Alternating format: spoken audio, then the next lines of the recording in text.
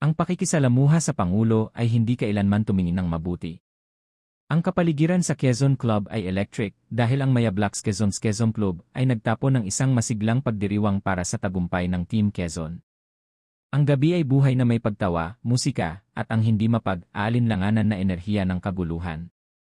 Sumayaw ang mga bisita sa gabi, kasama si Jericho Rosales, at ang mga mahuhusay na tauhan mula sa TBA Studios sa Pansin na nagbabahagi ng kagalakan ng tagumpay sa mga kaibigan at tagahanga.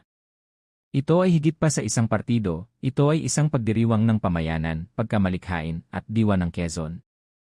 Ang bawat sandali ay nag-spark ng pagtawa at kamaraderi na iniiwan ang lahat na may positibo. Habang nakabalot ang gabi, malinaw na ang tagumpay ni Quezon ay simula lamang ng isang bagay na mas malaki. Hey party people! Maligayang pagdating sa aming channel. Ngayong gabi, sumisid kami sa isang di malilimutang gabi sa Quezon Club, kung saan ang tagumpay ay nakakatugon sa pagdiriwang kasama ang isa at nag-iisang pangulo sa tabi namin. Kung nasiyahan ka sa mga vibes, huwag kalimutan na magustuhan, mag-subscribe, at pindutin ang kampanilya na iyon para sa mas kamangha-manghang nilalaman. Hanggang sa susunod na oras, panatilihing buhay ang partido.